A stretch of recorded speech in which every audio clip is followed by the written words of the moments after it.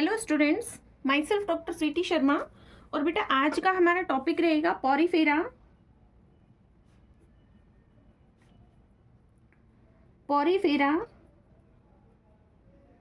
General character and classification. ये BSc first semester के students के लिए इम्पॉर्टेंट है और एनुअल में जो अपीयरिंग है बीएससी इंटीग्रेटेड वाले जो बच्चे हैं बीएससी बीएड वाले उनके लिए इम्पॉर्टेंट रहने वाला है। और फेरो का मतलब है to bear. It means porifera वो एनिमल्स हैं, पोरीफेरा में वो एनिमल्स आएंगे जो क्या है, पोर बियरिंग एनिमल्स हैं। ठीक है, यानी कि इनकी बॉडी के ऊपर क्या प्रेजेंट होंगे, पोर प्रेजेंट होंगे छोटे छोटे से। जैसे कि आपने स्पंज देखे हो तो स्पंज में क्या प्रेजेंट होते हैं, पोर प्रेजेंट होते हैं। ठीक है, पोरीफेरा के जो अभी तक नॉन स्पीसीज हैं, ज्ञात जो जातियां हैं उनकी संख्या है लगभग 9,000 इनकी ज्ञात जातियां हैं। पोरीफेरा बेटा बहुत ही प्रिमिटिव टाइप का क्या है, फाइलम है। ठीक है, ये हो गया इसका जनरल इंट्रोडक्शन टाइप। हम बात करें general characters. Okay, general characters जो हैं वो क्या क्या होंगे, देखिए। फर्स्ट कैरेक्टर होगा इसका, पोरीफेरा जो है ये मल्टी सेलुलर एनिमल्स हैं। ठीक है, अगर आपने लास्ट क्लास लगाई है तो बेसिस ऑफ क्लासिफिकेशन में हमने बात की थी, पोरीफेरा से लेकर के आगे कॉर्डेट्स तक क्या होंगे, मल्टी सेलुलर एनिमल्स होंगे। तो पोरीफेरा क्या है, मल्टी सेलुलर एनिमल्स है, प्लस पोरीफेरा क्या है, पोर बियरिंग एनिमल होती है। पोर बियरिंग एनिमल होते हैं ये। इनकी बॉडी के ऊपर क्या पाए जाते हैं, छिद्र पाए जाते हैं। ठीक है, नेक्स्ट, पोरीफेरा जो है ये जो छिद्र हैं ये भी ध्यान रखना कि ये जो छिद्र हैं ये क्या कहलाते हैं, ये ओस्टिया कहलाते हैं।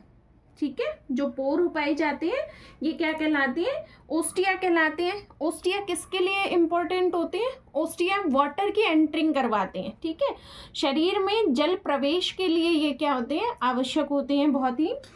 ठीक है, नेक्स्ट, इनकी जो बॉडी है वो किसकी बनी होती है, कोशिकाओं की बनी होती है। ठीक है, यानी कि cellular level of grade of organisation इनमें प्रेजेंट होता है।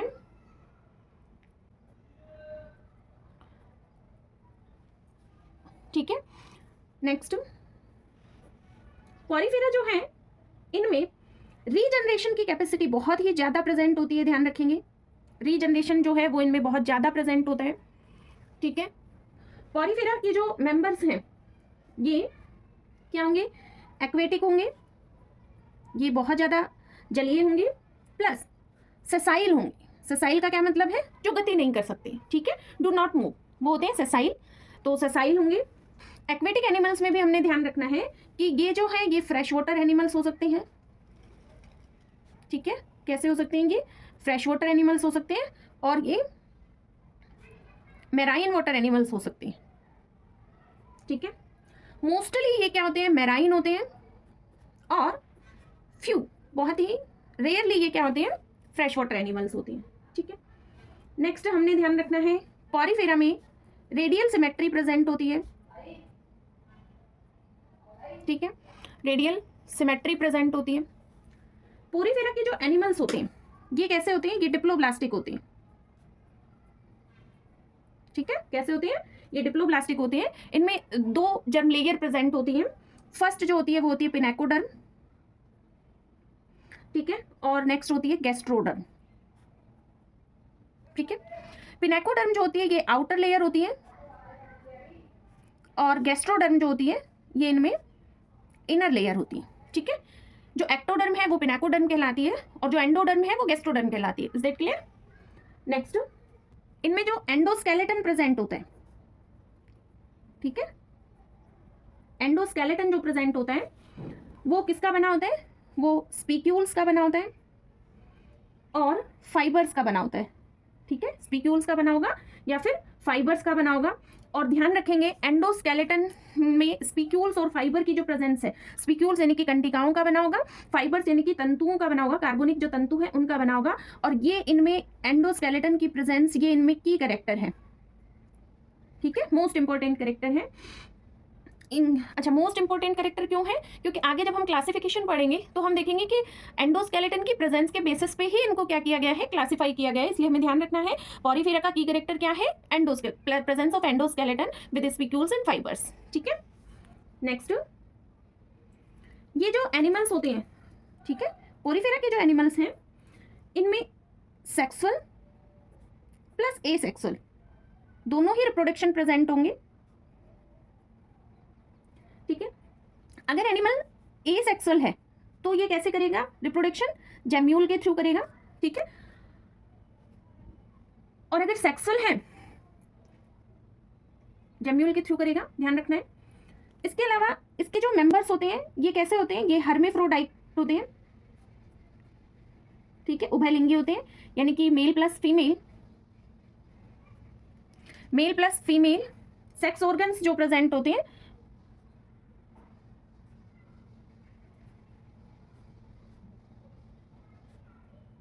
वो एक ही एनिमल में प्रेजेंट होते हैं। ठीक है, male plus female sex organs जो है वो एक ही एनिमल्स में प्रेजेंट होंगे। ठीक है, ये ध्यान रखना है। नेक्स्ट, इनमें ऑटो फर्टिलाइजेशन भी प्रेजेंट हो सकता है। ठीक है, स्वनिषेचन भी होगा इनमें, और इनमें क्रॉस फर्टिलाइजेशन भी प्रेजेंट होता है। ठीक है, परनिषेचन भी पाया जाएगा, ऑटो फर्टिलाइजेशन भी होगा और क्रॉस फर्टिलाइजेशन परनिषेचन दोनों प्रेजेंट होंगे। ठीक है, इनमें डाइजेशन जो होगा, ठीक है, तो डाइजेशन के लिए नो एलिमेंट्री कैनाल। ठीक है, एलिमेंट्री कैनाल जो होती है, आहार नाल जो होती है वो इनमें अनुपस्थित होती है, याद रखिए। और डाइजेशन का टाइप क्या होगा? इंट्रासेलुलर डाइजेशन होगा। ठीक है, इंट्रासेलुलर डाइजेशन इनमें प्रेजेंट होगा। और याद रखना है इंट्रासेलुलर डाइजेशन क्या है? प्रिमिटिव फॉर्म ऑफ डाइजेशन है। प्रिमिटिव फॉर्म ऑफ डाइजेशन है, यानी कि पाचन की बहुत प्राचीन तरीका है ये। ठीक है, नेक्स्ट, इनमें रेस्पिरेशन जो होगा, रेस्पिरेशन कैसे होगा? जनरल बॉडी सरफेस के थ्रू होगा। ठीक है, जो होगा, श्वसन जो होगा वो सामान्य शरीर सतह के द्वारा होगा। इनमें जल के प्रवेश के लिए, ठीक है, जल के प्रवेश के लिए क्या पाया जाता है? एक सिस्टम पाया जाता है जिसे क्या कहते हैं? कि नाल सिस्टम कहते हैं, नाल तंत्र कहते हैं। तो नाल तंत्र किसके लिए है? Canal system by which water enter the sponge body, enter the sponge body and then exit. ठीक है, यानी कि जल के प्रवेश के लिए और जल को बाहर निकालने के लिए क्या पाया जाता है? एक सिस्टम पाया जाता है जिसे क्या कहते हैं? नाल तंत्र कहते हैं। ठीक है, अच्छा, नाल तंत्र में जल के प्रवेश का जो मार्ग होगा, जो पाथवे होगा, वो क्या होगा? आउटर सरफेस में छिद्र प्रेजेंट होंगे, पोर प्रेजेंट होंगे, तो ऑस्टियम से जलाएगा इंटरनल कैविटी में स्पंजोसील, और स्पंजोसील से वाटर क्या होगा? बाहर ऑस्कुलम के थ्रू बाहर निकल जाएगा। ठीक है, अब देखो, अब ये सब हम डायग्रामेटिक भी देख लेते हैं थोड़ा सा। देखो बेटा,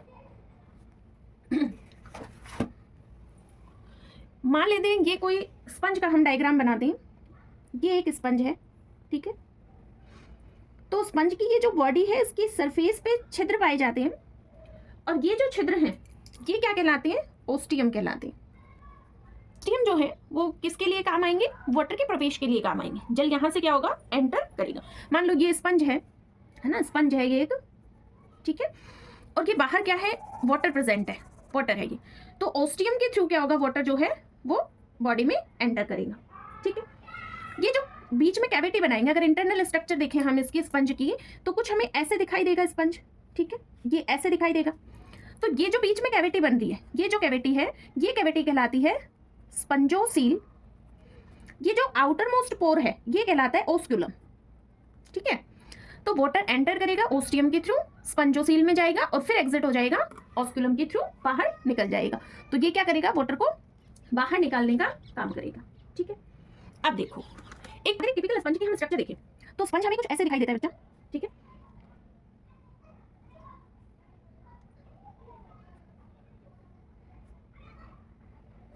ठीक है,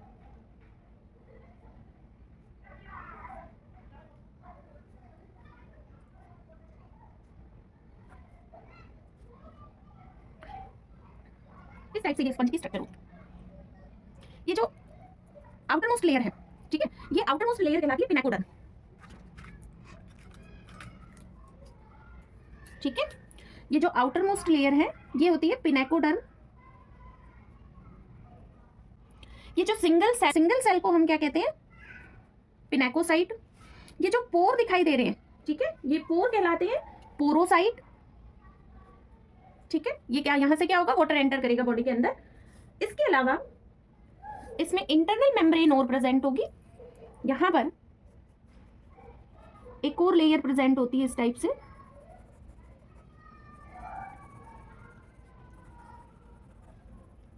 ठीक है। और यहां जो लेयर प्रेजेंट होती है,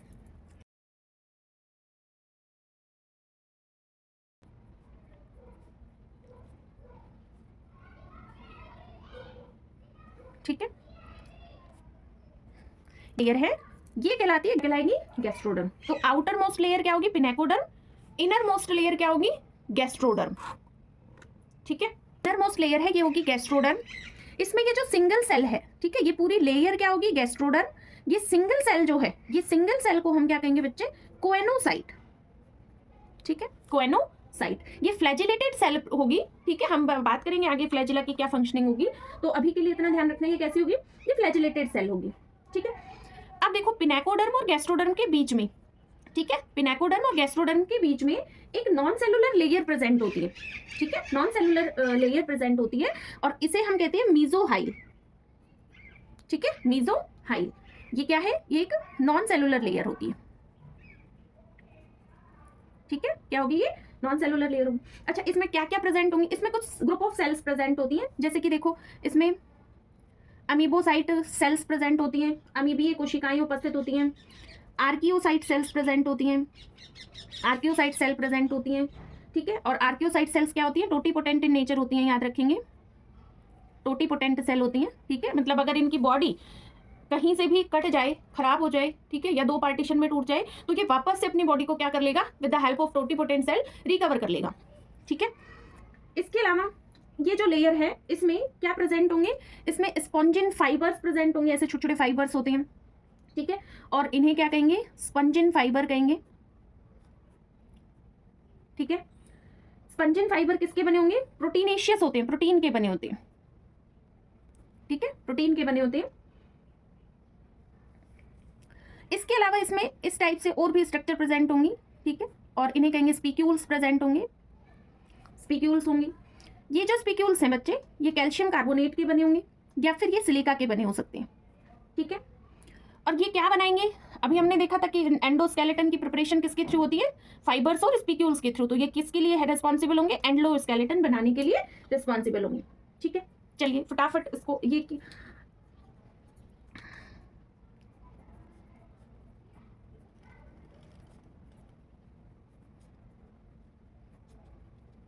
ठीक है। सो फटाफट देखिए इसको समअप करते हैं। स्पंज की जो बॉडी होती है उसमें दो लेयर प्रेजेंट होती है, आउटर मोस्ट पिनाकोडर्म कहलाती है, इनर मोस्ट गैस्ट्रोडर्म कहलाती है, ठीक है। बीच में जो नॉन सेलुलर लेयर होती है इसको हम मीजोहाइल कहते हैं। पिनाकोडर्म जो होती है वो पिनाकोसाइट और पोरोसाइट से मिलकर बनी होती है। कंप्लीट आउटर सेल लेयर को पिनाकोडर्म कहते हैं, सिंगल सेल को हम पिनाकोसाइट कहते हैं। जो पोर्स प्रेजेंट होते हैं उनको क्या कहते हैं, पोरोसाइट कहते हैं। ऐसे ही गैस्ट्रोडर्मिस इनर मोस्ट लेयर होती है, सिंगल सेल को हम कोएनोसाइट्स कहते हैं जो कि फ्लैजिलेटेड सेल्स होती हैं। और ये इसके अलावा इसमें मीजोहाइल प्रेजेंट होती है। मीजोहाइल एक नॉन सेलुलर लेयर होती है जो कि अमीबोसाइट, आर्कियोसाइट्स इनमें प्रेजेंट होती है और इनमें एंडोस्केलेटन बना होता है स्पंजिन फाइबर का और स्पीक्यूल्स का, ठीक है।